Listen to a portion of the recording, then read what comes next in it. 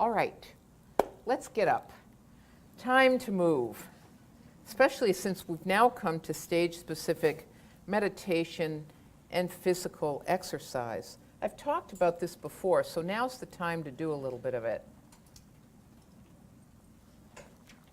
And please only do what feels right to you, what feels comfortable. Don't push yourself.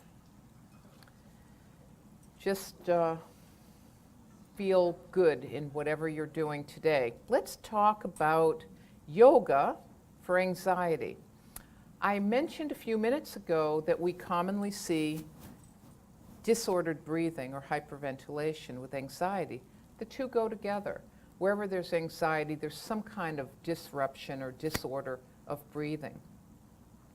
And so with many of my clients, many of them maybe not even admit to anxiety. Maybe they'll talk about neck pain, chest pain. They'll describe the physical symptoms of hyperventilation.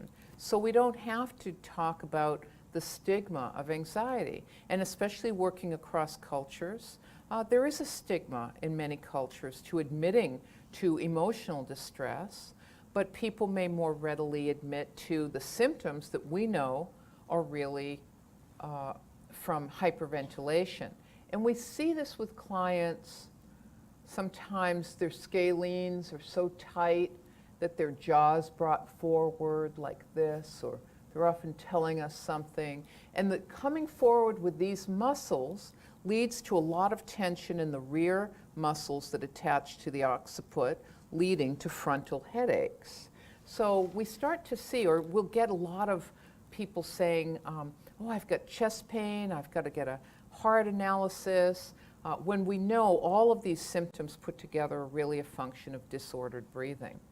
I had a client once who was sent, she kept going to the emergency room, and emergency kept saying, there's nothing wrong with you. And she said, there is something wrong with me. I've got pain in my chest. And they would do a work up with her, and there's nothing wrong with you. We're sending you to psychiatry. There's nothing wrong with my mind, she said. It's in my body. There was a complete mismatch of communication. She was from Puerto Rico. And so, and there was stigma around expressing distress, but she was expressing her distress the way she knew how. And so luckily she and I connected. And I said, oh, Donia, may I touch you where it hurts? Show me where it hurts. And she said, well, it hurts right here. And she pointed to her shoulders and her chest. And as I began touching there, she just started sobbing and telling the story of the stress of migration and how she'd come to the States with her whole family, but now her family was off, the kids were in school, the husband was with his friends, and she was home alone all day. It was no great shakes for her.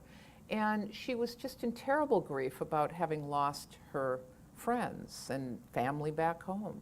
And so another example of speaking the language of our clients, and in this case, the language of anxiety and stress that's reflected through disordered breathing.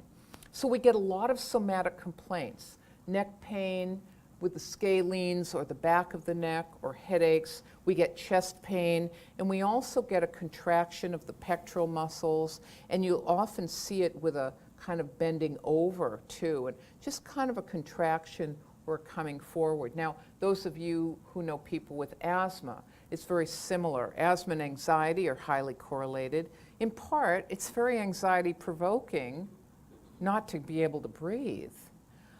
But we also have an overuse in asthma of these accessory muscles. So in anxiety and disordered breathing, we've got an opposite effect where the muscles that are overused here are taking the place of the diaphragm. We really should be using our diaphragm and our lungs and breathing from downward up. But in anxiety and disordered breathing, people are breathing up here and never really get much going down in the diaphragm. Now, this is why we teach diaphragmatic breathing and belly breathing. But sometimes people have a hard time doing that because they're so bound up here. So with these individuals, before I teach belly breathing, I want to teach them how to release the muscles that are constricting their breath. So I'm going to walk you through 3 of these one by one. If we have time, we'll do a 4th.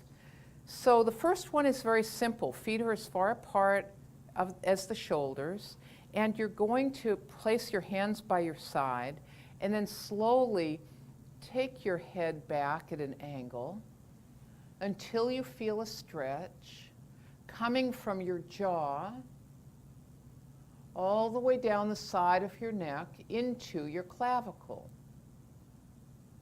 And you can feel free to adjust it a little bit here, a little bit there. Pull your jaw up a little bit to get more of a stretch. Turn a little bit to the side so that you feel it from your ear. Everybody getting a good stretch? It should feel deliciously painful. Even overworked counselors will have tight scalenes. And now, with your hand staying by the side, lift your palm up only. And you'll feel even more of a stretch. Just the palm, not the arm. Yeah, just lift the palm up like that. And then what you'll feel is the stretch come all the way down your arm, through your inner elbow, into your hand. And now very gently bring your head forward. Give it a nice stretch as you're coming back around at this next angle on this next side. And again, you're feeling for a stretch from your jaw, from your ear, all along your jawline, down your neck, into your clavicle, into your shoulder, feeling that tight neck muscle stretching out. Take a deep breath, letting it release, and lift up the palm of your hand, getting more of a stretch. Breathing in, releasing, letting your head come forward gently, and then raising your head up.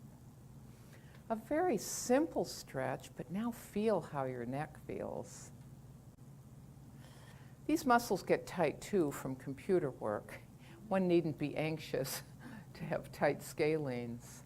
But now they've come alive, haven't they? So part of this is about raising consciousness with our clients about this body part. Take a breath. Because as we progress through these exercises, you'll notice your breath will feel a little lighter and a little looser.